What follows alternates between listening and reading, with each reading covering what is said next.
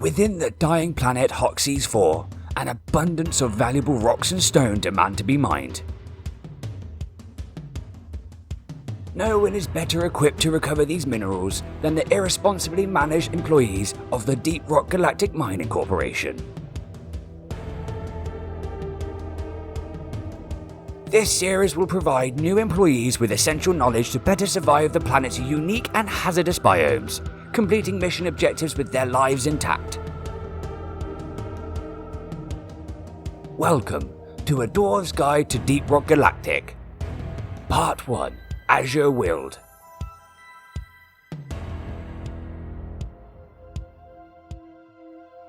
Located beneath the planet's surface starting at depths of half a kilometre, Azure Weald is one of the more accessible biomes, and arguably the most beautiful.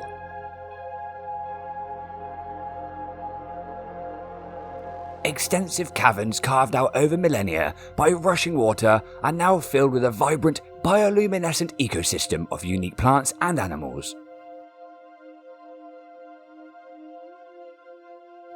The soft rock lining the walls of Azure Weald's caves make ore extraction an effortless endeavour, easily tackled by a standard issue pickaxe.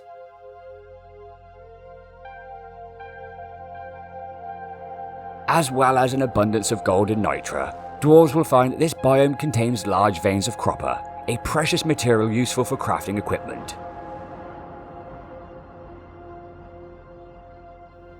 Though rare, it is also possible to find the highly valuable mineral umanite at these depths, albeit in much smaller quantities than the other ores. Azure Weald's ecosystem is thriving, almost every surface covered in a diverse variety of vegetation that serves as the primary food source for many of the biome's native creatures.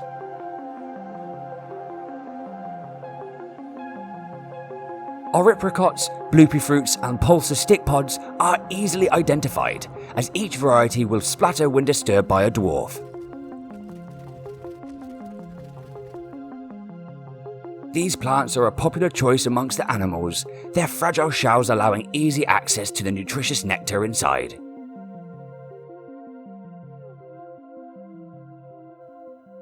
Within the shelter of Azure Weald's caves, there is no wind to carry plant spores, and some plants rely on animals to ensure the survival of the next generation.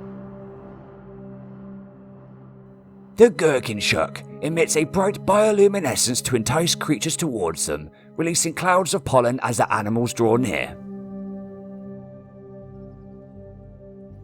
These pollen spores are super adhesive and attach to nearby creatures who then unknowingly disperse them throughout the cave. Callow-seeders also implement this method for spore dispersal, their yellow petals remaining closed until approached.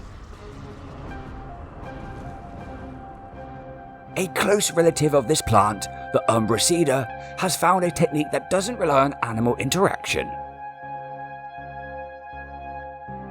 Unlike the gherkin shuck and callow cedar, the umbra cedar constantly releases spores at a steady rate. Its gentle swaying creates a slight breeze that propels the spores upwards, where they can travel several meters before landing. Void baskets also release spores continuously, emitting a low humming sound that encourages flying creatures to cross their path, to carry the spores deeper into the caves. Many of the plant species within Azure Weald's ecosystem are less welcoming to animals and have developed specialized adaptations to protect themselves from harm. The Hoxxes variety favors a stealthy approach, possessing barely any bioluminescence at all to help blend into the gloom. When disturbed, it will shrink into the ground, closing its petals around itself like a shield. The nectar rind also closes when approached. Their specially adapted petals are composed of a chitin-like material that is difficult to break open without tools.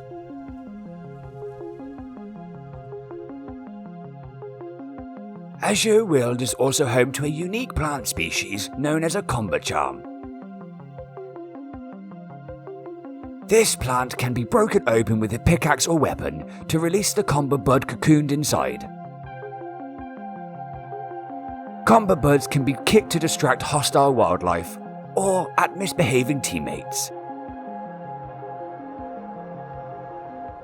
Also unique to this biome, blue pillars scattered throughout the caves emit a mysterious pale light that is capable of protecting both dwarves and creatures from damage. It is not advisable to stand in close proximity to these pillars during a heavy attack. Creatures and dwarves will maintain damage resistance for 15 seconds after leaving the pillar's glowing light, providing them with a tactical advantage. The native creatures of Azure Weald are passive in nature, and their populations are dwindling due to the introduction of several invasive and aggressive species that we will cover in an upcoming episode. The Mobular Cave Angel is one of Azure Weald's most majestic creatures. They appear to swim through the air with an impressive dexterity and grace, a unique flight behavior that scientists are still trying to understand. These creatures can be useful during missions, as they are not opposed to dwarves hitching a ride, helping them access higher levels of the cave. Sharing the air with the graceful Mobular Cave Angel, dwarves will encounter large insects, known as hexawings. These nectarivores are harmless, their bioluminescence making them easy to spot in the dark.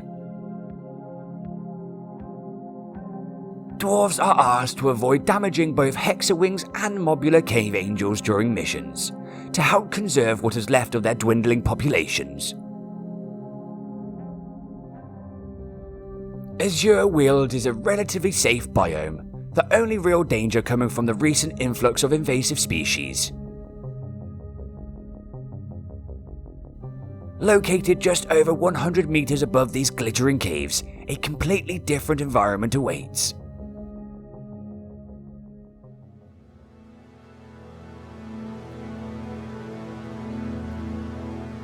Grab a drink from the Abyss Bar and settle in. We're heading into part 2.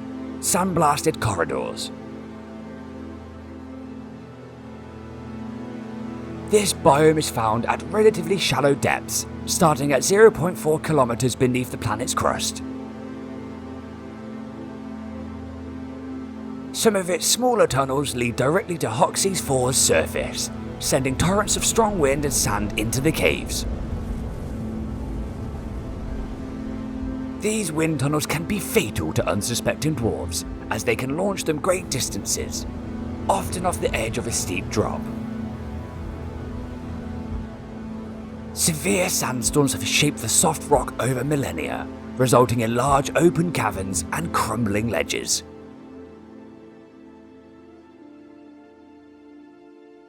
These storms may only last a few minutes, but they are extremely intense, significantly reducing visibility for any dwarf caught in their path.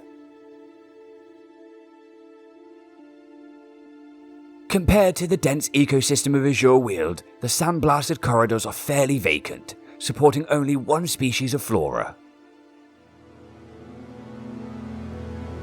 This is the explosive spore plant.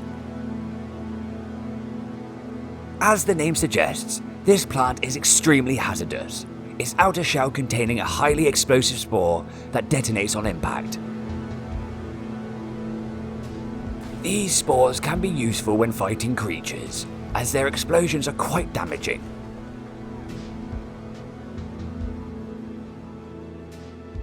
Though vacant of life, there is evidence that the Sandblasted Corridors were not always this empty.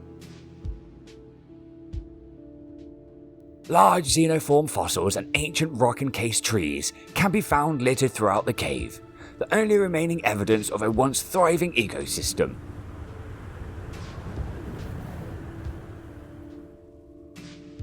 Like most of Hoxxes IV's biomes, Sandblasted Corridors contain rich deposits of gold and nitra, increasing in quantity at deeper depths.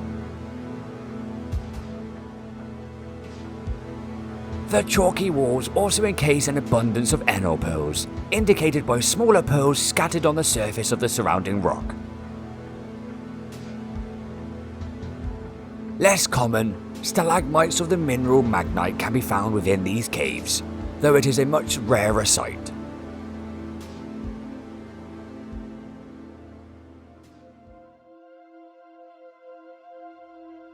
Azure Weald and Sandblasted Corridors are the most shallow biomes of Hoxxes IV, and the deeper you go on this planet, the more hazardous things get.